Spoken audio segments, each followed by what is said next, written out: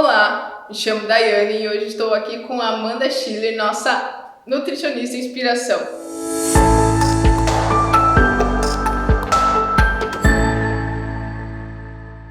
A Amanda é uma das mulheres que nos inspiram e eu, como já fui cliente, paciente da Amanda, resolvi trazê-la para contar um pouquinho do trabalho dela e dessa inspiração que nos motiva.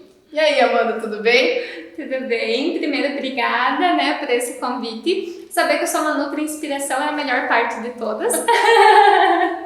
Obrigada por isso. E realmente, acho que essa é uma data muito importante da gente falar que, na verdade, todas as mulheres são inspiradoras por algum motivo. Acho que todo mundo tem uma luzinha interna para brilhar, né? Isso aí, isso mesmo.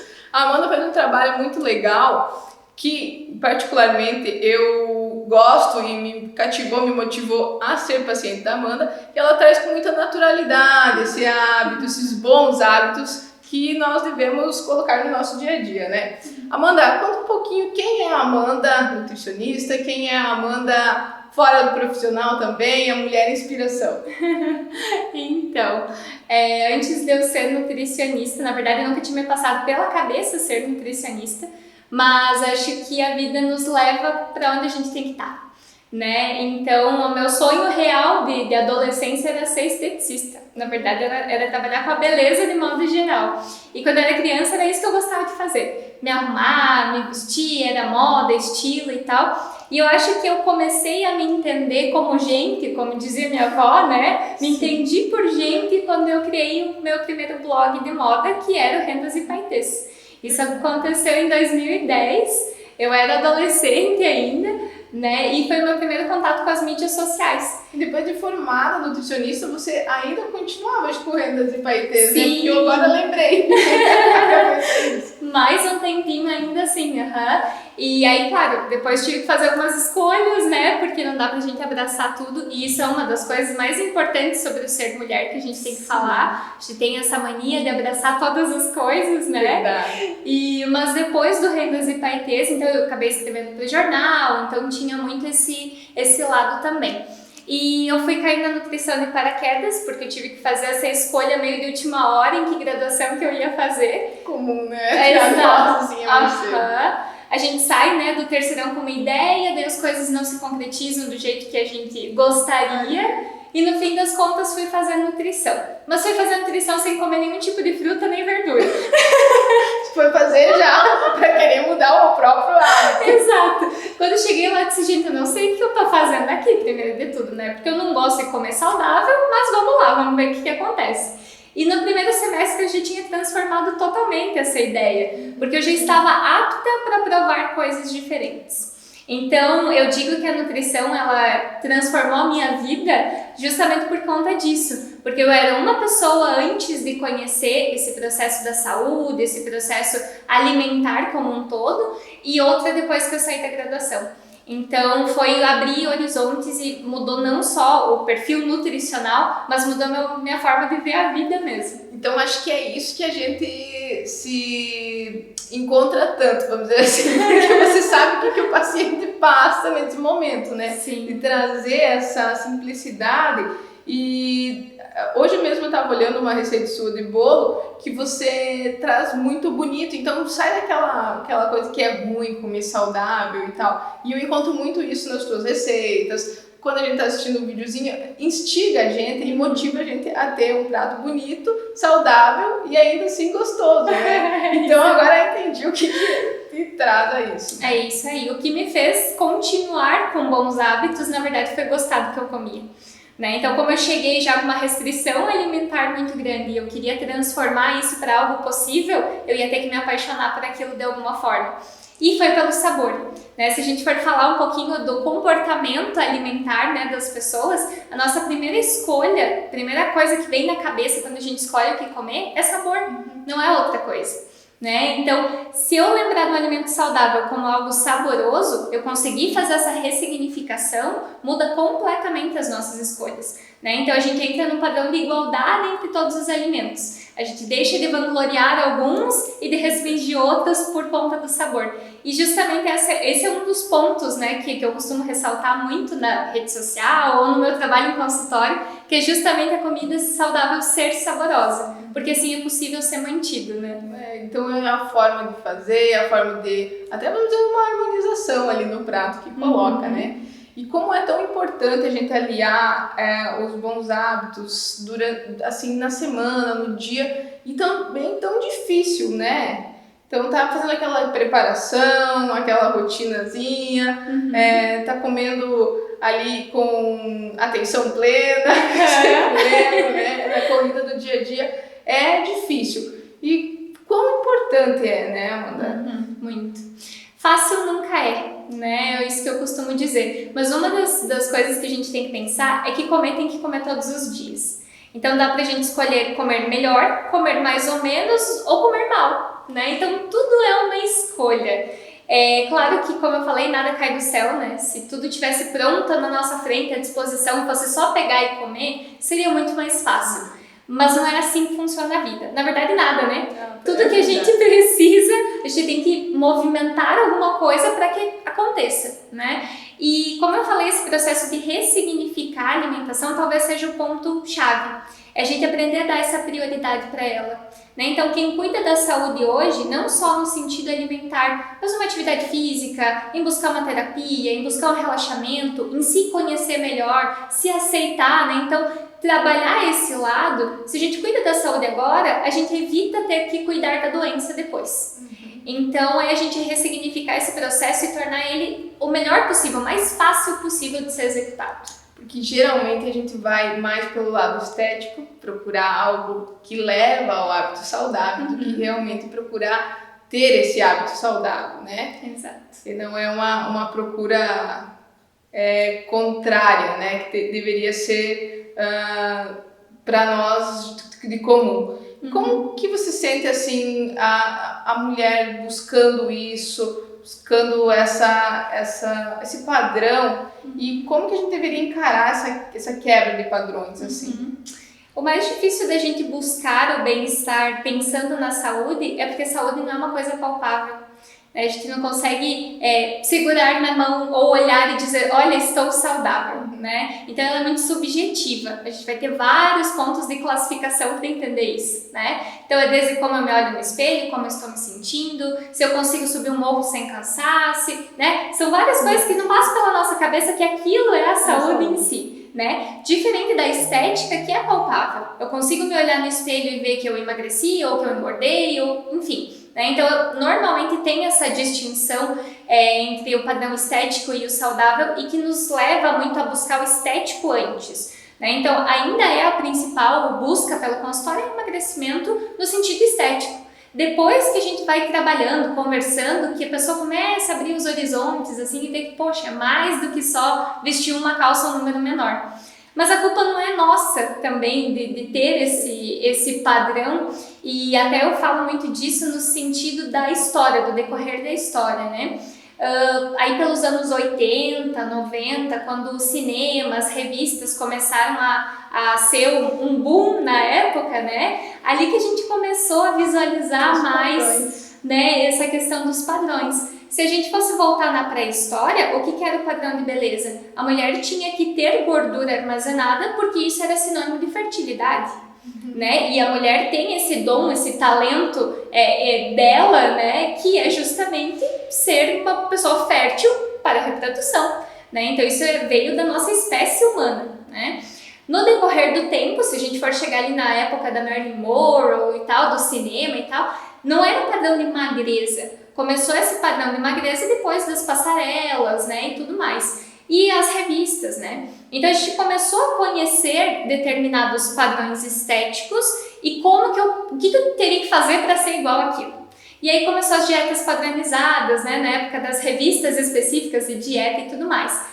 Quando a gente adquire esse comportamento, a gente vê muita gente fazendo isso, meio que vira um inconsciente coletivo de que aquele é o correto ou de que aquilo deve ser repetido, né? Então a grande chave para a reeducação de hábitos, para a saúde, é a gente se questionar, né? Será que precisa ser dessa forma? Será que isso realmente traz saúde? né? E como eu posso me sentir melhor sendo eu mesma a minha própria comparação e não os outros. Esse é um grande desafio, a gente quebrar, assim, né? a gente quebrar esses paradigmas, né, ao longo do tempo, de parar de olhar um pouco para os outros e olhar um pouco mais para a gente mesma. Eu acho legal quando a gente tem um profissional que se permite também mostrar a parte da vivência, como você faz geralmente, diariamente, e como você faz também nas viagens, né? Essa última viagem eu achei muito legal porque você se permitiu. E é isso que você está falando, né? O que te traz felicidade? Claro que dentro do teu hábito, das tuas escolhas, você não saiu tanto da rotina, mas curtiu, aproveitou toda essa viagem. Acho que isso a gente deve fazer, né? É isso aí, a gente aprender a se comportar perante a vida, né? Entender o que faz sentido pra gente de verdade. Quando chega algum paciente que está com essa mentalidade da dieta, né? Isso é bem comum acontecer, que tem medo de comer determinados alimentos. Hoje em dia é muito comum a gente ver as pessoas com medo de comer fruta, mas não tem medo de abrir um pacotinho, né? Então, a gente começou a ficar com medo de pão, ficar com medo de banana, ficar com medo de alimentos que a vida inteira fizeram parte da nossa vida, né? Contam a nossa história. Então, é justamente quebrar essa mentalidade da dieta para a pessoa entender que ela não vai passar uma vida inteira sem viajar, sem ter um Natal, sem ter um aniversário, sem comer um chocolate, né? É como a gente se relaciona com isso. Eu vejo muito que quando a gente se priva demais, só o pensamento da privação desperta aquele proibido mais gostoso, né? E aí vontade que eles nem tinham. Exatamente, né? E daí a gente perde o controle. Né? Então, ali que você pensa, meu Deus, não poderia estar comendo isso, então eu vou comer tudo de uma vez só, porque eu não sei quando que eu vou poder comer de novo. E esse pensamento ele não faz sentido numa vida prática. Esse tipo de pensamento de um plano restritivo, de que não pode nada, de que tem que cuidar de determinadas quantidades de alimentos e tal, é para alguém que tem uma finalidade específica. Alguém que é um atleta ou que o trabalho é o próprio corpo. Então, existem situações que levam ao planejamento precisar ser mais restritivo.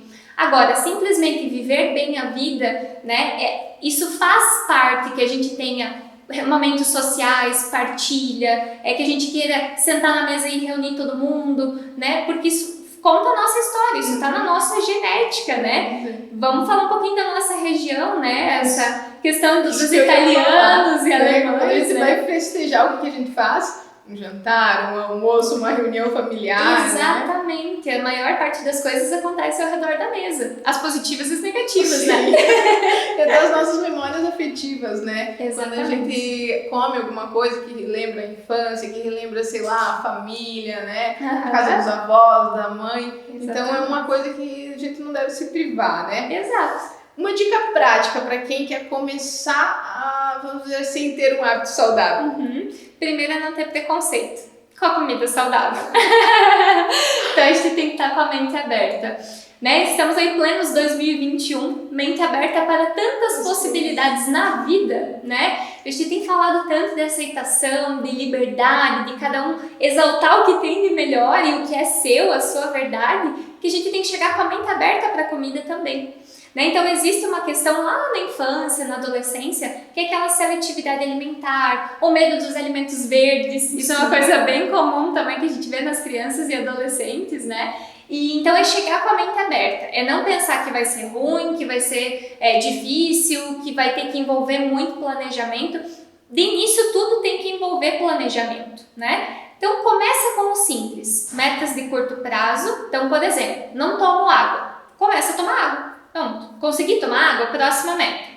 Vou inserir um vegetal na semana. Inseriu o vegetal na semana, passa para outra. Pequenas metas, porque o negócio é para a vida inteira, não é por um período.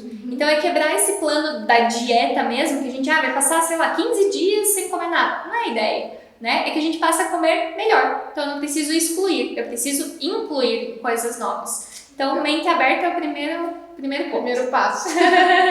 Amanda, e assim, no dia corrido, nas rotinas que a gente tem, nós ainda não somos mães, né? Mas muitas mães também que têm essa rotina corrida e já é difícil para fazer toda a coordenação nossa. Imagina fazer dos filhos, de uma família. Qual é a dica? O que você aconselha nos pacientes também? Primeiro de tudo é não se cobrar a perfeição. porque acho que não existe, né? E quando a gente se cobra a perfeição, gera aquela culpa, gera a sensação de fracasso, e normalmente a gente acaba desistindo de tudo, né? Então tem uma frase que acho que todo mundo já me ouviu falar muito, que é o antes feito que perfeito, né? Então se não deu para fazer 100%, faz 60, faz 70, mas não deixe de fazer. Então esse talvez seja o ponto-chave, né? Planejamento, acho isso uma coisa fundamental, né? Então, pega a tua rotina hoje, o que acontece? Quais refeições acontecem? Que dia que você vai no mercado? Quando que você prepara as refeições, né? E a partir disso, planeja. Se normalmente um café da manhã, por exemplo, tá na base ter um pão, ter um queijo, ter um café ao leite e tal, o que a gente pode melhorar disso? A partir de todo esse conhecimento que não só nas redes sociais, mas hoje em dia está mais acessível, né? O que é mais saudável? Começa com essas pequenas trocas, né? Então isso é uma coisa simples. Vai no mercado igual fazia antes, só pega alguns alimentos diferentes para acrescentar. Planejar o dia antes ou planejar a semana é uma coisa interessante também. E tem uma coisa que eu uso muito na minha prática, e acho que essa é a dica maior, que é a gente usar muito o freezer, né? Porque ali alimentos preparados vão durar até 3 meses. Então, já tá cozinhando? Faz a mais. Vou fazer uma carne moída, vou fazer um frango, vou fazer um arroz, um feijão. Aproveitar. Faz por um mês, né? O freezer é teu melhor amigo. Chegou em cima da hora, não tem o que comer, abre lá que você vai ter alguma coisa para esquentar. Quer dizer, é um socorro, né? É isso aí. Então é ter essa programação, né? Aproveitou que vai lá, já cozinha mais, né? O forno é um ótimo aliado também, principalmente para quem tem família grande. Então já coloca assar legumes, coloca assar com a carne, com a batata, usa o mesmo ambiente do forno para criar várias preparações, né? Higienizar saladas também para a semana toda, né? Então fazer aquele processinho, chegou do mercado, já deixa tudo lavadinho, é só tirar da geladeira e botar no prato, né? Então são pequenos detalhes que o treino leva à perfeição, na verdade, né? Então no começo a gente vai se atrapalhar um pouquinho, quem não tem muito hábito de incluir vegetais, por exemplo, vai começar a pensar, como é que eu vou preparar, né? O que eu tenho que fazer? É só uma questão de treino. Começou a colocar isso em prática, daqui a pouco fica natural. Né? E seguir hoje em dia, já que a gente está falando tanto de mídia social, né? Seguir perfis de pessoas que cozinham, que postam receitas, né? Para ampliar esse repertório, esse leque de possibilidades, né? Quando a gente fala só do ovo, por exemplo, dá para pensar 10 tipos diferentes de ovo, né? Posso comer ele mexido, cozido, omelete, panqueca, bolinho, quantas formas diferentes dá para fazer? É a gente prático, né? Ampliar essa variedade, exatamente. E isso a gente só vai na base do treino e de parar para pensar um pouquinho sobre isso. Depositar um pouco de energia nesse planejamento. A parte alimentar. Planeje além da sua vida, a sua alimentação, um pouquinho tira o foco do externo, trazer para dentro de si, né? É isso aí. Acho que é isso também. A Amanda, então, é uma das mulheres inspiradoras escolhidas por nós, porque realmente mudou os meus hábitos e foi uma das minhas escolhas para trazer aqui e indicar para o pessoal. A Amanda tem a rede social, tá no Instagram, tá no YouTube, sempre tem uma receitinha, uma dicasinha legal. Assim, muito obrigada, Amanda. Realmente, eu acho que hoje, nos meus dias, eu consigo adaptar muito bem. Às vezes tem aquela fugidinha, como a gente sabe, só que realmente é essa rotina, né, que tu comentou mesmo. Hoje eu olho pro prato, realmente é lindo ver o prato. Café da manhã é uma coisa muito legal que eu me descobri no café da manhã, com um hábito também que foi depois da nossa consulta. E atenção plena na alimentação. Tem uma dicasinha lá da Amanda, conversa com a Amanda que ela tem uma dica da atenção plena. A gente não degusta, a gente não processa realmente o alimento, às vezes nem sabe o gosto que ele tem, porque não tem atenção na hora da alimentação, uma coisa tão importante pra gente. Então, para fechar o nosso bate-papo, Amanda, o que te faz sentir feliz em ser mulher e quais os desafios que você acha em ser mulher? Essa eu achei uma pergunta muito difícil, porque acho que tem tantas coisas pra gente pensar. Vou começar com os desafios. Eu acho que o maior desafio é a gente entender as nossas limitações, né? A gente tem muito essa característica de querer ser a Mulher Maravilha o tempo inteiro, né? Como eu falei, do abraçar tudo e querer fazer tudo muito bem e com, né, da melhor forma possível, mas às vezes a gente não consegue tanto assim, né? Então por isso que eu falo que o antes feito que perfeito. Se deu para fazer o mínimo já tá ótimo, mas entender as nossas limitações, Trabalhar os nossos sentimentos principalmente. Hoje é uma coisa que eu foco muito, não só no consultório, mas para mim mesma. As emoções, né? A gente sentir, a gente aprender a honrar as emoções, né? Então essa inteligência emocional é uma coisa que a gente precisa desenvolver, né? E sem contar os desafios sociais, né? Acho que a gente tem muito esse lado ainda para trabalhar enquanto sociedade, pelo modo como a mulher ainda é vista, né, na sociedade. Então são muitos desafios ainda a serem uma luta contínua, mas que cada vez mais acho que a gente vai conseguir trabalhar esse lado. Enquanto alegria, acho que a maior alegria de ser mulher é ter o dom do amor, né? O dom do carinho, da gente poder ajudar os outros. Mas aqui está um desafio embutido dentro disso, que é a gente ser a primeira pessoa da nossa lista, né? A gente se colocar na nossa agenda, a gente se colocar enquanto prioridade, porque se nós não estivermos inteiras, a gente não deixa ninguém inteiro também. Legal. Né? Mas essa é a maior alegria, ter o dom do amor e do cuidado. Amanda, obrigada por aceitar o convite. Eu fico extremamente feliz, agradeço em nome do laboratório e que aí a gente possa contagiar mais pessoas, levando esse desafio nessa data importante, né? Que é, então, olhar para dentro antes de tudo, né? Sim. Dia 8, Dia da Mulher, vamos olhar para dentro e nos valorizar. Obrigada pelo convite também. E é isso aí, gente. A gente tem que se amar muito, né? Obrigada, Amanda. Obrigada também.